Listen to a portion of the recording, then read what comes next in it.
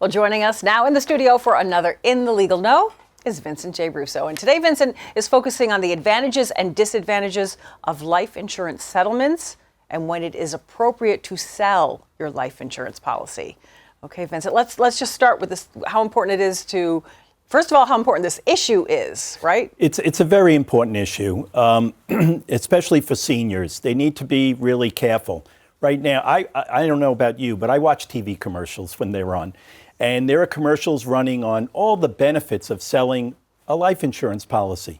But there are pros and cons, so seller beware, and I thought it would be important for us to focus in on this today. Yeah, this is good. So can anybody sell their life insurance policy, right? Well, there are parameters that the insurance companies will use. So the typical parameters are the individual who owns the policy is age 65 or older. They have a life expectancy of 13 years or less, and the face value of the policy is $100,000 or more. Now, there are some other parameters that are used. The policy has to be in place for at least 2 years. The premium amount should be less than roughly 5% of the face value of the policy. So there are a series of factors that come into play when the third party who's considering buying a life insurance policy makes a decision whether to do that or not. Now, let's step back a second and just talk about what is a life insurance settlement. It's when you, the owner of a life insurance policy, sell the policy to a third party for less than the face value. It's going to be a reduced amount. The buyer then owns a policy on your life, and they'll continue to make the premium payments, and when you pass away, they'll get the death benefit, not your beneficiaries. Okay. All right? So why would somebody do this? What are the typical reasons? Yeah, two general reasons, I would say, and we can take a look at this. The insured can no longer afford the premiums. There are certain policies where the premiums can accelerate as you get older, and then they become unaffordable. Or the insured has a need for cash.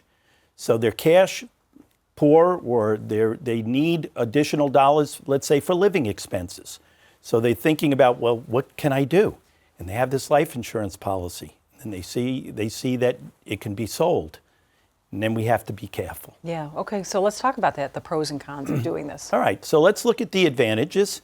The advantage of selling provides more value than letting the policy lapse, which means you just give up the policy and you lose the benefit down the road and you don't have to pay the premiums. Another advantage is it provides more value than surrendering the policy. So a life insurance policy may have some value, and if you turn it in, you'll get a check for that value, but you may be able to get more if you sell. You receive the cash now with no restrictions, so that's enticing, right? And no more premium payments to be made. So those are the basic advantages. They sound good. Right. There's got to be disadvantages, right? Right. There's always pros and cons. Yep. And so the disadvantages are you receive a reduced amount, so you're not going to get the full value of the policy. You incur fees and commissions when selling, and potential taxes that you'll have to pay on the proceeds. And there'll be no death benefit for any beneficiaries. So what's the typical payout? It's between 10 and 30% of the face value. So if you had a policy of $100,000 and you sell it, you're likely to get somewhere between $10,000 and $30,000. Okay. So you have to, weigh that. Yeah. There's a real need for that money. Okay, so someone's saying, okay, yeah, this sounds like something I might want to do. What are some of the key things they need to question? Okay. Right. So I would say this is part of the bigger picture, which is estate planning and making sure that they've thought about all the pieces to the puzzle and how they fit. And so why do you need the policy? Do you still need it? If you give it up and need it later, will you be insurable? Will you be able to afford to replace it? And how much money am I really going to receive?